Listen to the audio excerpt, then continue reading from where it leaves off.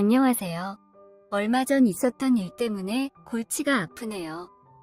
막장 드라마에서나 나올 법한 일이 거짓말처럼 저한테 생겨서 어떻게 해야 할지 하루하루 고민으로 보내고 있습니다. 본론부터 말씀드리자면 하루는 형수가 저를 만나자고 하길래 카페에서 커피 한 잔 마시려고 만났습니다. 그러자 형수가 저를 보고 꺼낸 첫 마디가 "도련님, 저 임신했어요." 나더군요. 그러면서 어떻게 해야 하냐고 호들갑을 떨길래 어떻게 하긴 뭘 어떻게 하냐고 일단은 나랑 형수랑 끝까지 비밀로 하자고 말해놓은 상태입니다. 그렇습니다. 형수가 임신을 했습니다. 그날 밤 제가 형수랑 술만 마시지 않았어도 이런 일은 벌어지지 않았을 겁니다. 망할 놈의 술 때문에 저도 형수도 정신이 없었고 자제력을 잃어서 한순간 잘못된 실수를 저질러버린 겁니다. 그날이 아버지의 생신날이었는데 저와 형님 내외가 모이기로 했었거든요. 그런데 형수만 왔고 형님은 오지 않았습니다. 저는 형수님에게 아버지의 생신날인데 형님은 왜 안 오냐고 전화 한 통도 안 하고 그림자도 보이지 않으면 되겠냐면서 어디 갔냐고 했습니다. 처음에 형수는 형님이 요즘에 회사 일이 너무 바빠서 오늘 이 자리에 오지 못한다고 말했으나 나중에 얘기를 좀 하다가 보니 분위기가 많이 풀려서 솔직하게 말하더군요. 요즘 애아빠가 다른 여자에게 빠졌다고 눈물을 흘리며 하소연했습니다. 저와 어머니는 조강지처를 두고 다른 여자와 노란한 형님에게 너무나 큰 배신감을 느꼈죠. 형님이 몰래 만나고 있다는 상간녀를 찾아갔습니다. 그 상간녀는 형님과 함께 회사에서 근무하고 있던 여직원이었습니다. 제 어머니는 형님의 상간녀를 회사 밖으로 몰래 불러내 좋게 타일렀습니다. 그러자 그 상간녀는 연신 죄송하다는 말을 하며 어머니의 꼬지람을 들었죠. 상간녀의 말을 들어보니 유부남인지 몰랐다는 겁니다. 워낙 총각 행세를 하고 다녀서 본인도 결혼했다는 사실을 몰랐다면서 유부남인 거 알았으면 절대 안 만났을 거라고 딱 잡아떼더군요.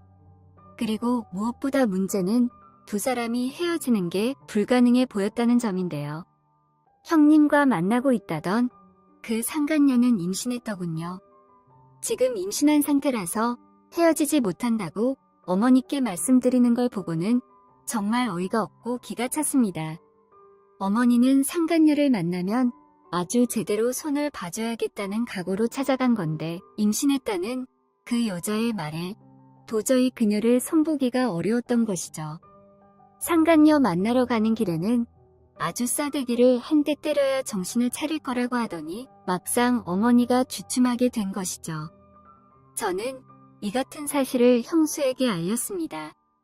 형님 내외는 결혼한 지 5년이 넘었는데도 아직 아기가 없었거든요. 어머니와 아버지 모두 손자를 바라고 있었던 건 사실이니까 그런 부분에서 얘기를 좀 간단하게 했습니다. 형수님은 상간녀의 임신 소식에 마음이 약해진 제 어머니에게 서운한 마음만 내보였습니다. 딱히 상간녀를 처단할 방법이 없었지요. 저는 형수님에게 지금이라도 임신하는 게 어떻냐고 이러다가 집안 재산 그 여자한테 다 상속되게 생겼다고 어머니 손주 본다고 하면 형수보다 그 여자를 더 챙길지도 모른다고 말했습니다. 그러자 형수는 충격적인 이야기를 하더군요. 불임이랍니다. 아이를 갖지 못한다고요. 그렇습니다. 형수님은 임신할 수 없는 몸이었고 최근 형님과 이세 문제로 크게 다투었다고 했습니다. 그러니 형님이 밖에서 아이를 만들어도 딱히 할 말이 없다고 했지요. 어쨌건 저와 엄마, 형수는 한자리에 모여 가족 회의를 했습니다. 지금 이 상황이 보통 큰 문제가 아니잖아요. 어떻게 이 문제를 풀어나가야 할지 길게 이야기를 했습니다. 2시간을 앉아서 이야기해본 끝에 결론은 이렇게 정해졌습니다. 상간녀에게서 아이를 데려오자는 것이었지요. 이를 형수가 키우는 조건으로 말입니다. 그런데 이 사실을 형님 입을 통해 듣게 된 상간녀가 불륜 주제에 아주 본인이 뻔뻔하게 나오더군요. 본처 자리가 아니면 아이를 줄 수가 없다며 역정내는 겁니다. 돈도 필요 없고 본처 자리만 달라고요. 상황은 형수가 맏며느리 자리를 포기하는 쪽으로 흘러갔습니다. 아이를 낳지 못하는데 무슨 낯짝으로 이 집안에 머물 수 있겠습니까? 안 그래도 집안 분위기가 좀 딱딱하고 보수적이라서 어머니, 아버지 두 분 다 이런 걸 용납할 사람이 아니거든요. 그렇게 일이 진행되면서 형수는 많이 힘들어했습니다.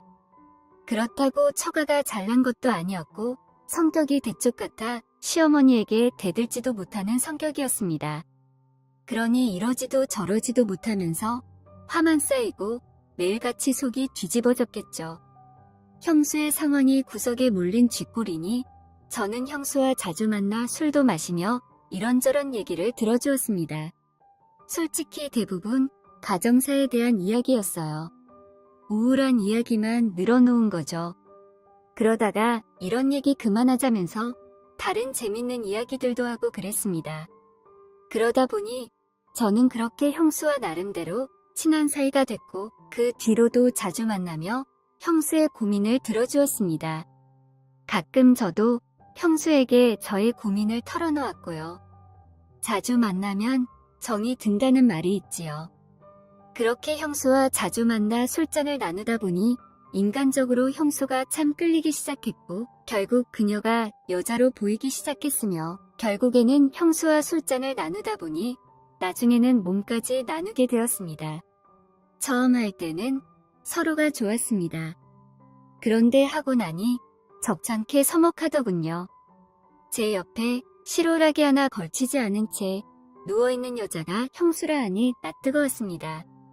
오히려 짜릿한 감정이 들 때도 있었으나 아무래도 이런 상황이 두 사람에게 힘든 순간이 아니었나 싶습니다.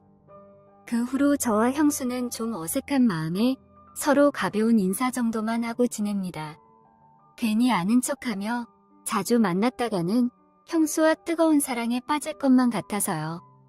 물론 형수가 모른 척 해달라더군요. 제가 먼저 그렇게 말해왔습니다. 그러던 어느 날 전혀 예상하지 못한 문제가 터져버렸습니다. 바로 형수가 임신한 겁니다. 날짜를 대충 계산해 보아도 저와 관계 가진 후였습니다. 딱 봐도 제 아이를 형수가 임신했던 겁니다. 그런데 불임이라던 형수가 어떻게 임신했을까요? 산부인과에 찾아가 물어보니 이런 경우가 종종 있답니다. 어쨌건 형수는 불안해했습니다. 그래도 결론은 한 가지였지요. 이 아이는 무조건 형님의 아이다. 라고요. 저는 어머니에게 형수가 임신했다고 말했습니다. 어머니께서는 형수의 임신 소식을 그 누구보다 반가워했고 온 집안에 경사가 난 것처럼 기뻐하시더라고요. 형님은 무언가 찜찜한 표정으로 그 사실을 믿지 않으려고 했으나 이내 좋아하더군요. 그렇게 아이가 태어났습니다. 상간녀는 딸을 낳았고 형수는 아들을 낳았지요. 안 그래도 상간녀가 거슬리던 참에 딸을 낳아버리니 어머니와 아버지는 형수가 낳은 아들만 죽어라 예뻐했습니다. 금쪽 같은 아들이니 복덩이니 하면서 아들 챙기기에 바빴죠. 어쨌건 이번 일로 형수는 체면은 지켰으나 매일 불편한 가시밭길을 걸어야 했습니다. 혹시라도 이야기가 제 자식이라는 사실이 들통나면 어쩌나 하는 불안한 마음이 들었어요. 저는 가끔씩 형수를 몰래 만나서 진짜 아무도 모르는 거니까 형수랑 나랑만 입 닫고 있으면 된다고 틈만 나면 타일렀습니다. 입조심 안 하면 집안 풍비박산 나는 거 일도 아니라고요. 어쨌건 아이를 가졌음에도 가정으로 돌아올 줄 알았던 형은 상간녀가 있던 오피스텔에서 다른 살림을 차렸습니다. 형님은 형수보다 어린 여자를 좋아했고 딸바보였으니까요. 상황이 그렇게 흘러가다 보니 저는 제 자식을 외면할 수가 없었습니다. 형수가 낳은 아이였으나 엄연히 저의 시잖아요. 형수가 있는 아파트를 드나들며 저와 형수는 부부처럼 지냈습니다. 어머니는 제가 형수네에 자주 들락거린다며 불만을 드러냈지요. 근데 어쩌겠습니까? 형님이 형수를 챙기지 않는데 나라도 좀 챙겨야 하지 않겠냐고 그랬지요. 한 번은 제 엄마가 저에게 이러는 겁니다. 아이는 형수 혼자서도 키울 수 있으니 오지랖 그만 피우고 가정에 충실하라고 말입니다. 가정에 충실하란 엄마 말은 한마디로 너도 이럴 시간에 가정을 만들어서 애를 낳아라 라는 말과 같았습니다. 저는 형수가 낳은 자식을 차마 제 아이라 말할 수 없었습니다. 그러니 자꾸만 어머니 말을 무시한 채 형수네로 발길을 들였지요. 그래도 어머니에게는 형수가 가엾다며 조카를 돌볼 수 있도록 기회를 달라고 했습니다. 그렇게 말한 채 어느 날 어머니와 함께 형수네를 찾았습니다.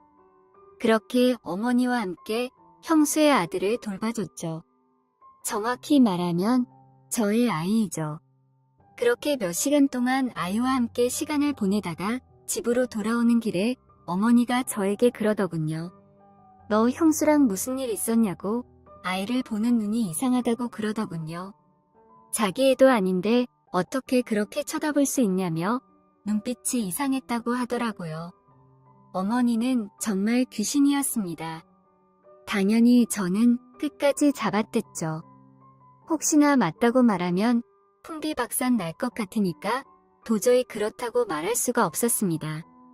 그러나 어머니의 추궁은 끝까지 계속됐고 저는 결국 저와 형수 사이에 있었던 일을 모두 털어놓을 수밖에 없었습니다. 어머니께서는 이 일은 절대로 아무도 알아서는 안 된다고 하시더군요. 어쨌건 상황이 이렇게 되었으니 형수가 낳은 손자이자 제 아들은 어머니께서 셋째로 호적에 올리시겠답니다. 그리고 형님은 상간녀에게 헤어나오지 못한 채 형수에게 이혼 서류까지 보냈습니다. 형수는 새 출발하고 싶다며 형님과 이혼했습니다. 그년 놈들 꼴도 보기 싫어 끝까지 버티려 하였으나 그런 에너지 소모는 하기 싫다네요. 시간이 지나면 알아서 헤어질 거라면서요.